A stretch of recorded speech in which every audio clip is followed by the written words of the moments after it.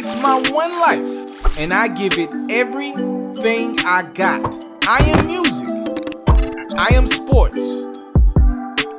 I am the culture.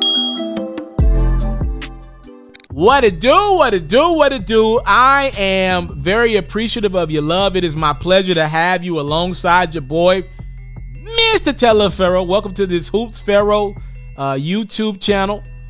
Man, what a game. I'm sorry, I watched this one live, but trust and believe, I will watch this highlight 1,000 times. This game was just that good.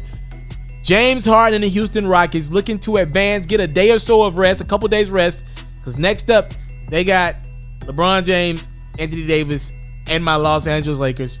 They could close it out in 6 against Chris Paul and the Oklahoma City Thunder. Chris Paul looking for a little bit of get back against his former team. Look, man, the Chris Paul, Russell Westbrook trade was supposed to benefit the Rockets. They initiated the trade, right? Like, they wanted Russ. The Chris Harden era was done. They did not end on the best of terms. Look at Chris Paul getting the most out of these young guys. We'll talk about it later. Let's talk about it at the end of this video. Let's tune in and enjoy this one as a family. Rockets, Thunder, Game 6. I'm so excited to have you guys here. Let's do it.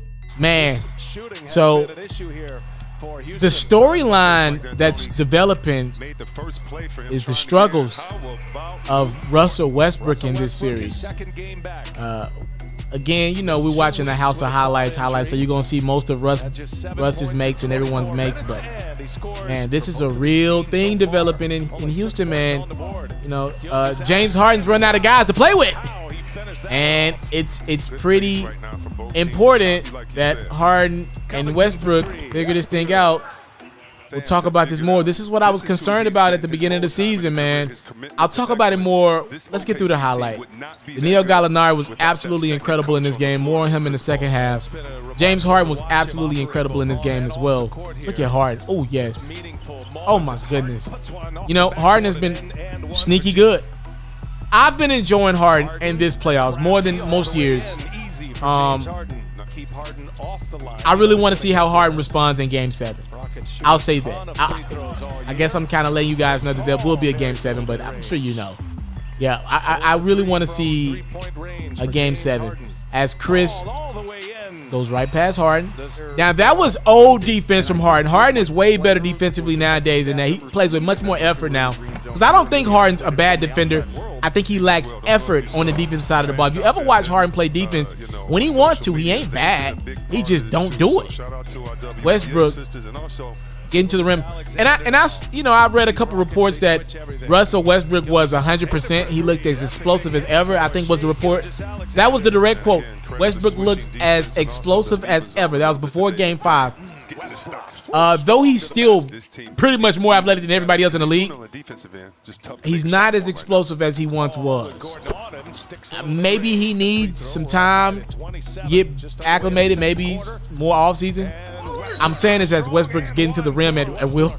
But he used to power some of those bad boys down with dunks. I'm not seeing it right now as Schroeder, little willy-nilly. Schroeder has been incredible at OKC. This is a big play. Covington blocked Steven Adams. Like the Thunder, look at the score. They're up 6. They're about to take off to have an 8-point lead. Other end, that's a 5-point swing. Tucker drills the 3. And PJ Tucker deserves a new deal. Let me just say that. As SGA does his thing now. Harden. Oh, yeah. I always respected Harden. Ain't never looking to avoid contact. Never. And you know he can do that. We're tied at 40 here. 3 minutes and 50 seconds to go before halftime. What have y'all thought about SGA? I'm kind of disappointed in SGA. He'll grow from this, though. What did SGA have in this one? 10 points, 4 for 11 from the field. He hasn't been good in this series. Schroeder has had his back, though. After the game, Chris Paul said he'll go to war with Schroeder every night. He's a dog. As Eric Gordon, no you didn't, beats the halftime buzzer. He was struggling. Nice to see him get one go through the net as Westbrook drills the 3. Rockets Starting to take off. Ooh. Beautiful. Beautiful from James Harden. Beautiful. He's really bailing you out when he takes threes. He's so good getting to the rim. Danilo Gallinari had 12 points in the third. It really was a stretch as Westbrook got caught slipping on defense. There was a stretch in the third where Gallinari literally kept OKC in this game. Chris ain't have it going. Schroeder ain't have it going. SGA ain't have it going. It was really about Gallinari. 25 points, 4 for 9 from 3 from Gallinari. As Chris bobs and weaves. Now CP3 is gonna lock in late. The Rockets, they looking good right now. Look at this. Harden over Lou Dort. Now, this was a turning point in the basketball game. The Rockets have been leaving Lou Dort open all series. And he has been bad from 3. He's in the game to guard Harden. Any offense he can give you, you take it. He goes 2 3-pointers in the third. That was big for his confidence. You know, just allowing Billy Donovan to keep Lou Dort on the court. You want him on the court because he can guard Harden, but, I mean, he is costing you. So they're going with Schroeder a lot. But Lou knocks down 2. The Thunder up 7. Chris Paul gets it going. And you knew the Rockets were going to make a run. That's tough. That was great right there. You know, that was great from Westbrook there. Dort finding Baisley. That's extra. You don't expect him to give you one of those. Covington. Okay, TSU. Rarely do you see Robert Covington put the ball on the ground. Rarely. Okay, Baisley. Look at, easily could have been an offensive foul. Watch Baisley, so athletic. Avoid that contact in the air. Get it to Chris Paul for the 3. Good game to watch. Little under 7 to go. Rockets make they run. Tucker drills the 3. I think this was like a 10-0 run. Covington's got one. Man, he's got a beautiful stroke. Man, y'all gotta see PJ Tucker hoop in person, man. I mean, excuse me, Robert Covington hoop in person. He can literally put that thing to the bottom of the net. As Eric Gordon gives the Rockets the 3-point lead. Rockets making a run. Schroeder over on Harden. Harden can just launch over him. It's a 6-point game. Chris Paul, Thunder season on the line, and CP3, the old vet, responds. 1-3. Look at him sizing up Covington. Giving him a pat on the butt as he drills another 3. Ties this game up at 98.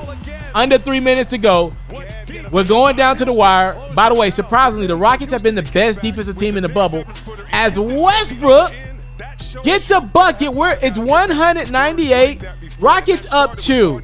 Schroeder answers a bucket of his own. 12 points for Schroeder. 17 for Westbrook. 37 seconds to go. Harden gets a look. No. Gallinari tracks it down. Thunder with a chance to take the lead. Chris Paul is fouled. I watched the replay of that bad boy. Looked like not much of anything. Looked like Chris Paul sold it. So he the NBA PA president. He gets the call. 102-100. What's not shown, I hate that they didn't show this, is Westbrook goes down and air balls, and then the next possession, I can't believe House of Highlights didn't put this in here, and then Westbrook goes down and turns the basketball over, and that is all she wrote. This series is going to a game 7. Chris Paul comes up late and drills the Rockets, his former team. How about it, though? Harden dropped 32 points, 8 rebounds, 7 assists. It's Chris Paul with 28 points, leading the Thunder to a gotta-have Game 7 win. Now, wait a minute.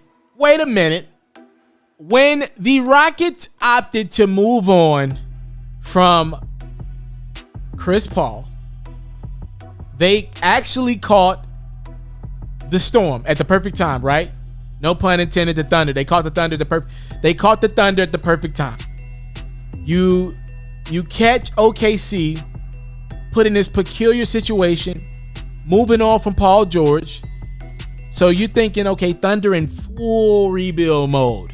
You trade Paul George, and you got the Thunder, you got the Rockets offering you Chris Paul, a vet, injury-prone guy, right? That's why the Rockets moving on from him. He was not able to stay healthy for James Harden. It's a fact. Had Chris Paul been able to stay healthy a couple years ago, the Rockets definitely get past the Golden State Warriors in the conference finals. We can all agree there. The Rockets had the Warriors beat that year. Up 3-2, hammy. Chris Paul can't play on it. You trade Chris Paul to OKC. OKC's clearly going in rebuild mode. And the Rockets are going full throttle with two of the guys who always go full throttle. Two of the NBA's most lethal, aggressive, scoring, it's former MVPs. They were teammates in the past with Kevin Durant. You go put Westbrook and Harden together. This thing is either going to work or it's going to be really, really bad. It's going to really, really work or be really, really bad. Now, the Rockets find themselves at an important Game 7. If the Rockets do not win this Game 7, Daryl Morey has stood up for his guy James Harden over and over again. But I'm not so sure Daryl Morey or Mike D'Antoni keep their jobs. If the Rockets do not beat the OKC Thunder, who again, that team traded Paul George, loaded up on draft picks, right? Loaded up on draft picks, though they did get Shai Gilgeous-Alexander, who's a project. He's good, be clear, but he's a project, right? You're thinking long-term with him. They save a crap ton cap room.